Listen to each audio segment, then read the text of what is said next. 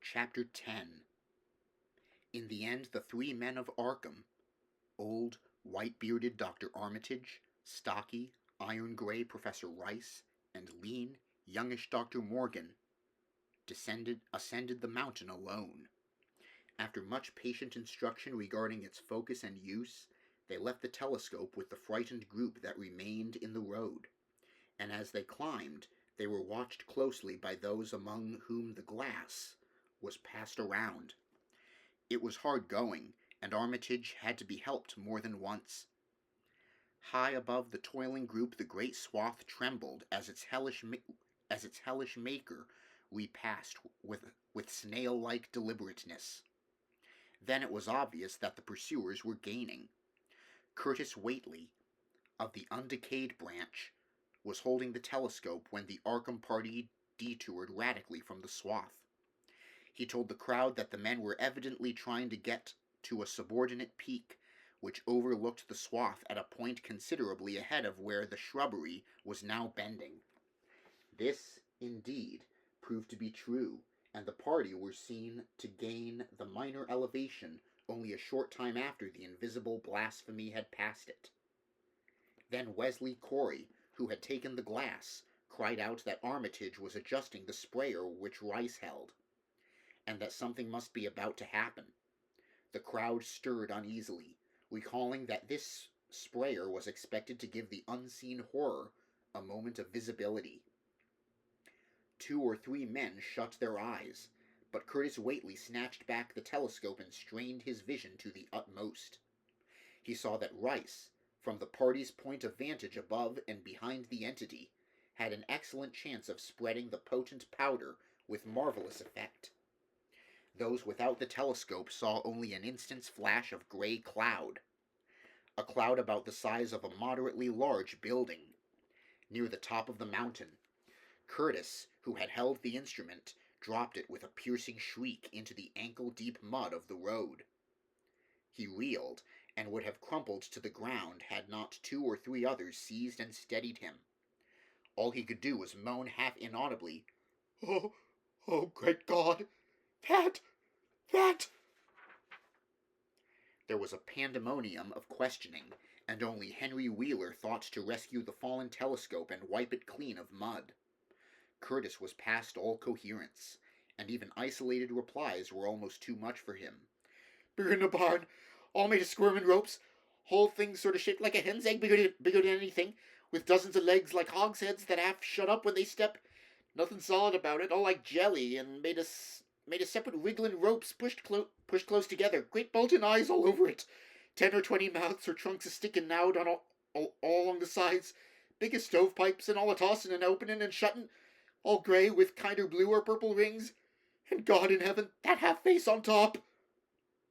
This final memory, whatever it was, proved too much for poor Curtis, and he collapsed completely before he could say more. Fred Farr and Will Hutchins carried him to the roadside and laid him on the damp grass. Henry Wheeler, trembling, returned the rescued telescope on the mountain to see what he might. Through the lenses were discernible 3 tiny figures, apparently running toward the summit as fast as the steep incline allowed. Only these, nothing more. Then everyone noticed a strangely unseasonable noise in the deep valley behind, and even in the underbrush of Sentinel Hill itself. It was the piping of unnumbered whippoorwills, and in their shrill chorus there seemed to lurk a note of tense and evil expectancy. Earl Sawyer now took the telescope and reported the 3 figures as standing on the topmost ridge, virtually level with the altar stone but at a considerable distance from it. One figure, he said, seemed to be raising its hands above its head at rhythmic intervals, and as Sawyer mentioned the circumstance, the crowd seemed to hear a faint, half-musical sound from the distance, as if a loud chant were accompanying the gestures. The weird silhouette on that remote peak must have been a spectacle of infinite grotesqueness and impressiveness, but no observer was in a mood for aesthetic appreciation. "I guess he's saying the spell," whispered Wheeler as he snatched back the telescope. The whippoorwills were piping wildly, and in a singularly curious, irregular rhythm quite unlike that of the visible ritual. Suddenly the sunshine seemed to lessen without the intervention of any discernible cloud. It was a very peculiar phenomenon, and was plainly marked by all. A rumbling sound seemed brewing beneath the hills, mixed strangely with a concordant rumbling which clearly came from the sky. Lightning flashed aloft, and the wondering crowd looked in vain for the portents of storm. The chanting of the men from Arkham now became unmistakable, and Wheeler saw through the glass that they were all raising their arms in the rhythmic incantation. From some farmhouse far away came the frantic barking of dogs. The change in the quality of the daylight increased, and the crowd gazed about the horizon in wonder. A purplish darkness, born of nothing more than a spectral deepening of the sky's blue, pressed down upon the rumbling hills. Then the lightning flashed again, somewhat brighter than before, and the crowd fancied that it had showed a certain mistiness around the altar stone on the distant height. No one, however, had been using the telescope at that instant. The whippoorwills continued their irregular pulsation, and the men of Dunwich braced themselves tensely against some imponderable menace with which the atmosphere seemed surcharged. Without warning came those deep, cracked, raucous vocal sounds which will never leave the memory of the stricken group who heard them. Not from any human throat were they born, for the organs of man can yield no such acoustic perversions. Rather would one have said they came from the pit itself, had not their source been so unmistakably the altar stone on the peak. It is almost erroneous to call them sounds at all, since so much of their ghastly, infra-bass timbre spoke to dim seats of consciousness and terror far subtler than the ear. Yet one must do so, since their form was indisputably, though vaguely, that of half-articulate words. They were loud as the rumblings and the thunder above which they echoed. Yet did they come from no visible being. And because imagination might suggest a conjectural source in the world of non-visible beings, the huddled crowd at the mountain's base huddled still closer, and winced as if in expectation of a blow. Ignai,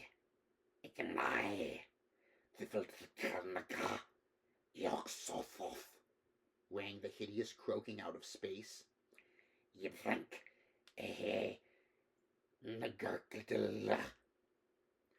The speaking impulse seemed to falter here, as if some frightful psychic struggle were going on. Henry Wheeler strained his eye at the telescope, but saw only the 3 grotesquely silhouetted human figures on the peak, all moving their arms furiously in strange gestures as their incantation drew near its culmination. From what black wells of acherontic fear or feeling, from what unplumbed gulfs of extra-cosmic consciousness or obscure, long-latent heredity, were those half-articulate thunder-croakings drawn. Presently they began to gather renewed force and coherence as they grew in stark, utter, ultimate frenzy. Ya ya ya ya! Ya ya ya ya! Naga! Naga! Here! Help!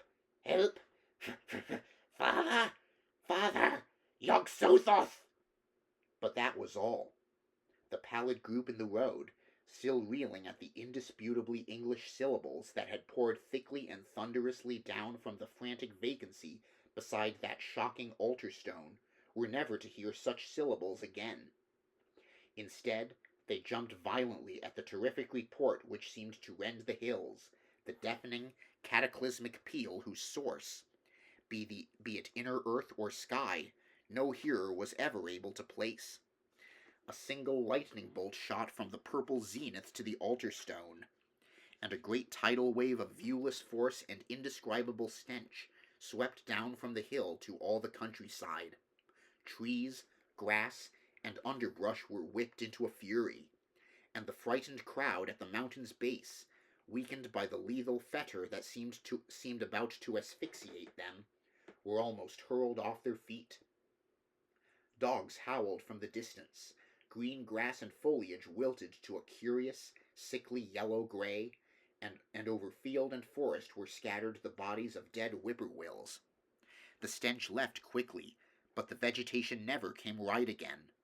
To this day there is something queer and unholy about the growths on and around that fearsome hill. Curtis Whately was only just regaining consciousness when the Arkham men came slowly down the mountain in the beams of a sunlight once more brilliant and untainted. They were grave and quiet, and seemed shaken by memories and reflections even more terrible than those which had reduced the group of natives to a state of cowed quivering. In reply to a jumble of questions, they only shook their heads and reaffirmed one vital fact. "The thing has gone forever," Armitage said.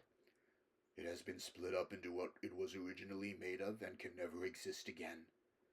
It was an impossibility in a normal world. Only the least fraction of what fraction was really matter in any sense we know. It was like its father, and most of it has gone back to him in some vague realm or dimension outside our material universe. Some vague abyss out of which only the most accursed rites of human blasphemy could ever have called him for a moment on the hills." There was a brief silence, and in that pause the scattered senses of poor Curtis Whately began to knit back into a sort of continuity, so that he put his hands to his head with a moan. Memory seemed to pick itself up where it had left off, and the horror of the sight that had prostrated him burst in upon him again. Oh my God, that half-face on top of it, that half-face with the red eyes and crinkly albino hair and no chin like the Whateleys. It was an octopus, centipede, spider kind of thing, but there was a half-shaped man's face on top of it, and it looked like Wizard Whately's, only it was yards and yards across." He paused, exhausted, as the whole group of natives stared in a bewilderment not quite crystallized into fresh terror. Only old Zebulon Whately, who wanderingly remembered ancient things but who had been silent heretofore, spoke aloud. 15 year gone," he rambled. "I heard old Whately say as how someday we'd hear a child of Lavinies a-callin' its father's name on the top of Sentinel Hill." But Joe Osborne interrupted him to question the Arkham men anew. "What was it anyhow, and however did young Whately call it out of the air it came from?" Armitage chose his words very carefully. It was mostly a kind of force that doesn't belong in our part of space. A kind of force that acts and grows and shapes itself by other laws than those of our sort of nature. We have no business calling in such things from outside, and only very wicked people and very wicked cults ever try to.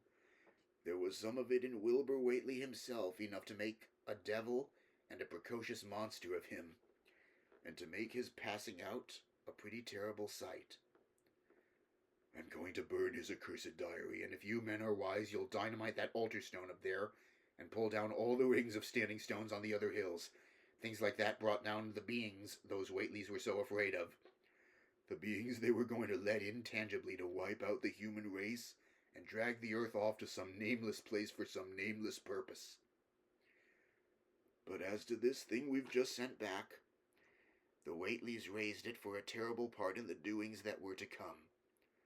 It grew fast and big from the same reason that Wilbur grew fast and big, but it beat him because it had a greater share of the outsideness in it.